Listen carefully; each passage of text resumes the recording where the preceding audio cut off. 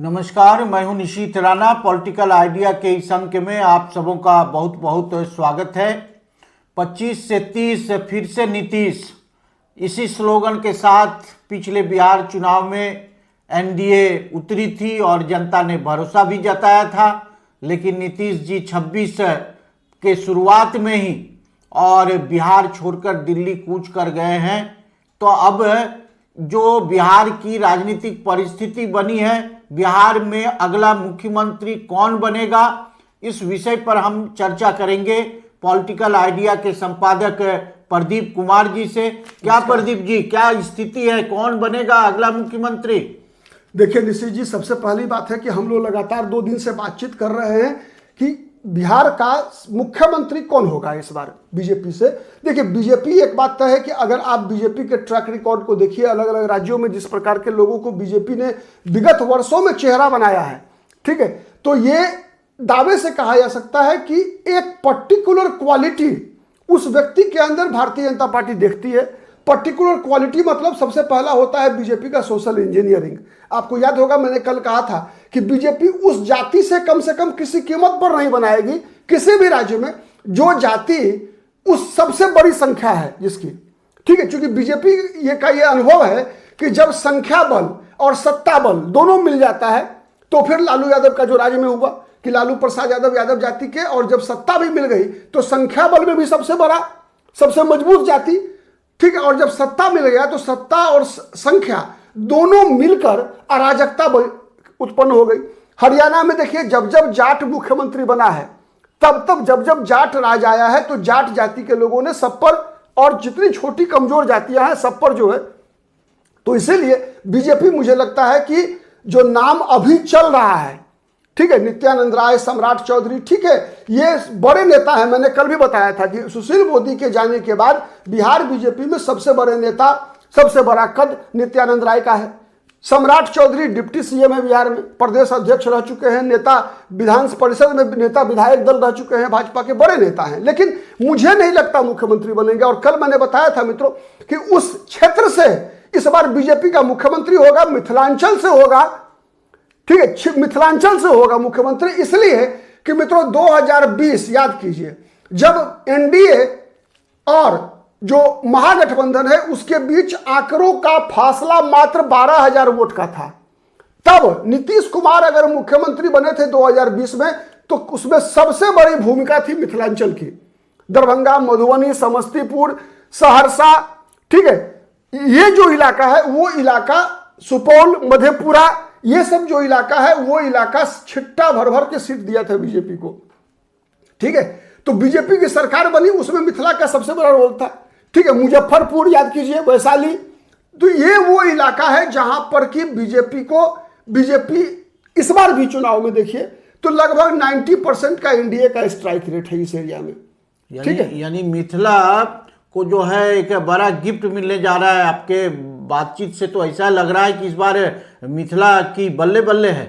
नहीं, हो सकता है कि मिथिला से वो बिहार बीजेपी का चेहरा हो। और दूसरा, बीजेपी जो क्वालिटी ढूंढती है कि संघ बैकग्राउंड, आरएसएस बैकग्राउंड का होना चाहिए, ठीक है। और जातिगत समीकरण जो बिहार में जिस प्रकार की बात है, मैंने अभी कहा कि कोई भी संख्या बल में जो बहुत मजबूत है उसको बीजेपी नहीं बनाएगी, बल्कि ऐसी जातियों से बीजेपी के मुख्यमंत्री के उम्मीदवार हो सकते हैं जिसकी संख्या बल में ताकत छोटी है, ठीक है, जिसके साथ सबको जोड़ के चल सके। मतलब बीजेपी कोई जाति का कार्ड नहीं खेलेगी, बीजेपी खेलेगी बिहार में हिंदू कार्ड, समझ रहे हैं। और हिंदू कार्ड खेलने के लिए चूंकि मिथिला का वोटिंग पैटर्न जो है वो सीधा हिंदू और मुसलमान का है। आपको हम बताएं, मधुबनी में बीजेपी के हुकुमदेव यादव या अशोक यादव 4-4 लाख वोट से जीतते हैं, ठीक है। लेकिन वहां आरजेडी का मुसलमान नहीं जीत पाता। मतलब वहां के यादव, केवटी विधानसभा सीट के यादव आरजेडी को वोट नहीं देते। बिस्फी में यादव जो है आरजेडी को वोट नहीं देते। माने जो जाले विधानसभा सीट है वहां का यादव आरजेडी को वोट नहीं देता, ठीक है। और आई हिंदू मुस्लिम वाली, और आई का विधानसभा सीट का यादव आरजेडी को वोट नहीं देता। ये सब हिंदू बन के वोट करते हैं। तो बीजेपी, समझिए यही खेल है बीजेपी का। बीजेपी बिहार में हिंदू कार्ड खेलना चाहती है हिंदू कार्ड खेलेगी। और बीजेपी तभी मजबूत होगी जब बीजेपी जाति से ऊपर हिंदू कार्ड खेलेगी। तो 3 नाम निशित जी इस कैटेगरी में आते हैं जिस पर बीजेपी दांव खेल सकती है।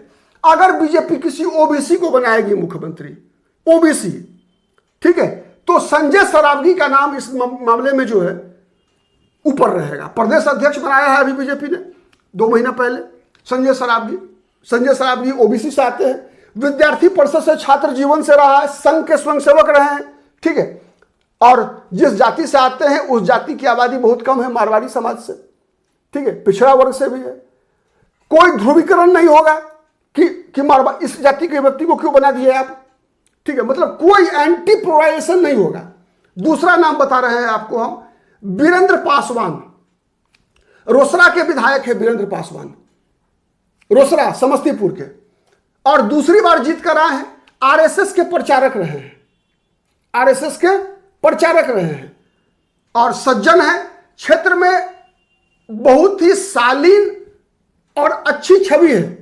आप देख सकते हैं वीरेंद्र पासवान में मनोहर लाल खट्टर की छवि।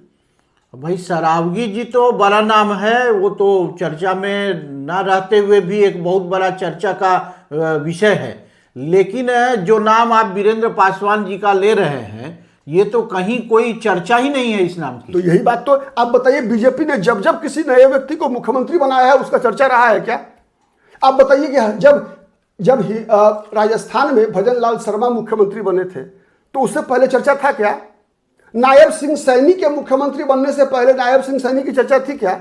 मनोहर लाल खट्टर के सीएम बनने से पहले चर्चा था क्या? देवेंद्र फडणवीस के 2014 में मुख्यमंत्री बनने से पहले चर्चा था क्या? नहीं था। वहां चर्चा चल रहा था नितिन गडकरी का, वहां चर्चा चल रहा था पंकजा मुंडे का, वहां चर्चा चल रहा था एकनाथ खड़से का महाराष्ट्र में, और बीजेपी बना दिया देवेंद्र फडणवीस को। हरियाणा में चल रहा था कैप्टन अभिमन्यु का चर्चा, बना दिया मनोहर लाल खट्टर को। राजस्थान में वसुंधरा राजे सिंधिया, राजेंद्र राठौड़ का नाम चल रहा था, बीजेपी बना दिया भजन लाल शर्मा को।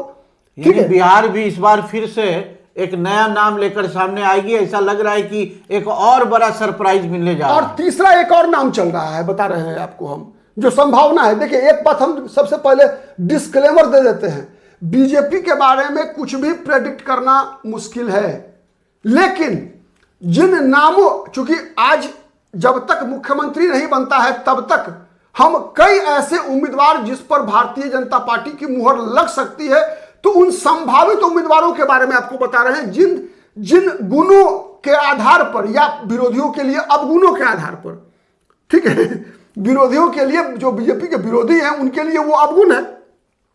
जिन गुणों और अवगुणों, जिन गुण और दोषों के आधार पर भारतीय जनता पार्टी अपने मुख्यमंत्री मंत्री का चुनाव करती आ रही है, उसके आधार पर मैं बता रहा हूं कि 2 नाम संजय सरावगी और वीरेंद्र पासवान। अगर दलित से बनेगा कोई तो वीरेंद्र पासवान। जनक राम, मुझे नहीं लगता कि जनक राम को बीजेपी बनाएगी, इसलिए नहीं बनाएगी कि जनक राम का बैकग्राउंड आरएसएस एबीवीपी का नहीं रहा है, ठीक है, लेकिन वीरेंद्र पासवान खांटी जन्मजात स्वयंसेवक हैं, ठीक है, संजय सरावगी खांटी जन्मजात स्वयंसेवक है, ठीक है।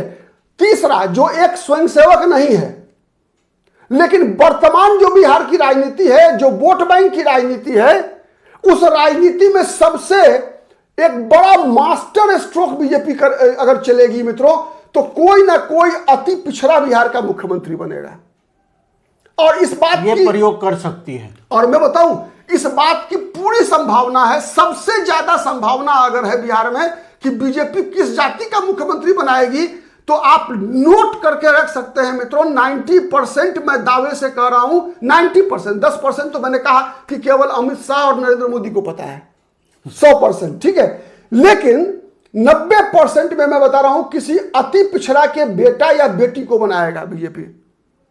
अगर अति पिछड़ा के बेटी बनी अगर मुख्यमंत्री, जैसा मैंने बताया कि अगर कोई दलित बनेगा तो वीरेंद्र पासवान बिहार के मुख्यमंत्री बनेंगे बीजेपी कोटे से, और अगर अति पिछड़ा महिला बनेगी, अगर अति पिछड़ा कोटा से कोई महिला बनेगी बिहार के मुख्यमंत्री मित्रों, तो रमा निषाद,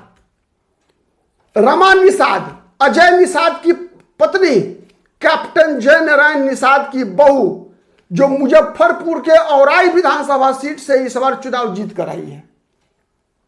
ठीक है, इस नाम की चर्चा है और हो सकता है कि महिला मुख्यमंत्री का प्रयोग जो है बीजेपी कर सकती है। इसलिए कर सकती है महिला मुख्यमंत्री का प्रयोग क्योंकि एनडीए का सबसे सॉलिड वोटर अगर बिहार में कोई है अगर तो वो महिला रही है। ठीक है, तो रमा निषाद इस कैटेगरी में आती है कि महिला भी है, अति पिछड़ा समाज से भी है और मुकेश सहनी को भी बीजेपी तो निशाना पर लिए हुए है। ठीक है, अति पिछड़ा 36% है बिहार में, तो इस अति पिछड़ा वोट बैंक पर बीजेपी की नजर है। ठीक है, तो इसीलिए अगर अति पिछड़ा और महिला मुख्यमंत्री बनी तो रमा निषाद, अगर केवल आरएसएस विद्यार्थी परिषद और ऐसी जाति जिसके खिलाफ कोई जातिगत ध्रुवीकरण ना होता हो वैसे चेहरे में संजय सरावगी और दलित का प्रयोग अगर बीजेपी करेगी बिहार में अगर, ठीक है, वीरेंद्र पासवान, तो वीरेंद्र पासवान हो सकते हैं। वैसे एक और नाम है दलित में, युवा चेहरा है, लेकिन अभी वो विधायक नहीं है। मैं नाम भी नहीं लेना चाहता अभी क्योंकि कई लोग विवाद खड़ा कर सकते हैं उस पर। ठीक है, उस व्यक्ति युवा चेहरा है भाजपा का। ठीक है, पासवान बिरादरी से आता है, युवा चेहरा, लेकिन अभी मैं नाम नहीं लूंगा। इसलिए नाम नहीं लूंगा कि कुछ कारण समझिए उस नाम के पीछे। ठीक है, तो वो चेहरा भी को भी बीजेपी अपना बिहार में चेहरा बना सकती है। इसलिए मेरा नाम, मैं कह रहा हूं बीजेपी हर राज्य दर राज्य प्रयोग करती है और बीजेपी, इतना याद रखिए, चाहे वो कोई भी राज्य हो देश का, बीजेपी को अगर मुख्यमंत्री का चेहरा चुनते समय कोई मीडिया में अटकल होती है कि फलाना जाति फलाना जाति फलाना जाति, तो इसमें याद रखिएगा कि बीजेपी ऐसी जाति से निकाल कर लाती है उम्मीदवार को जिसके खिलाफ कोई जातिगत ध्रुवीकरण न हो सके, बल्कि जिसके साथ बीजेपी हिंदू ध्रुवीकरण का कार्ड खेल सके। और मैंने मिथिला इसलिए कहा मित्रों कि मिथिला वो इलाका है मित्रों जहां पर कि कोई भी जाति हो, सर्वाधिक दलितों का वोट बीजेपी या एनडीए को मिलता है, सर्वाधिक यादवों का वोट बीजेपी को मिलता है, तो वो मिथिला का इलाका है। मगध में नहीं मिलता। शाहाबाद में जातिगत कट्टरवाद ज्यादा है, शाहाबाद में, मगध प्रमंडल में, लेकिन मिथिला प्रमंडल में वहां जातिगत कट्टरवाद नहीं है, कट्टरता नहीं है, कम है। वहां हिंदू ध्रुवीकरण है। ठीक है, वहां पर लोगों ने देखा है, मधुबनी मॉड्यूल चखा है। सीमांचल की क्या स्थिति है आप अनुमान लगा सकते हैं। इसी बात से मैंने कई बार कहा है मित्रों कि अररिया में लोकसभा सीट हो, चाहे अररिया में कई विधानसभा सीट है, सिकटी है, नरपतगंज है, हर जगह वहां के हिंदू, चाहे वो यादव हो चाहे वो दलित हो, सब के सब केवल हिंदू बन के वोट करते हैं। वहां जातिगत समीकरण फेल हो जाता है।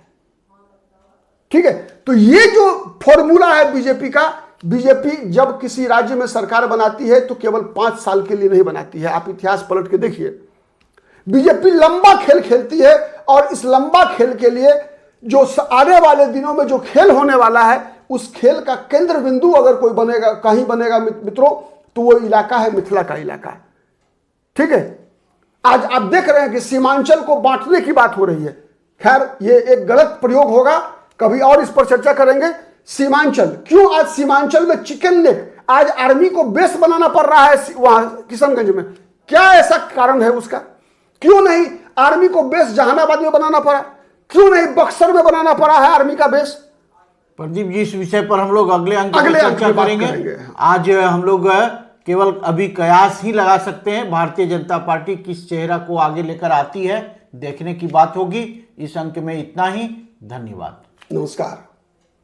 एक और आग्रह है मित्रों आप लोगों से, वीडियो पसंद आता है तो प्लीज लाइक कीजिए, शेयर कीजिए, साथ ही कमेंट बॉक्स में एक हाइप का ऑप्शन आता है, प्लीज हाइप कीजिए।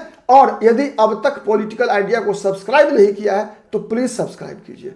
नमस्कार, धन्यवाद।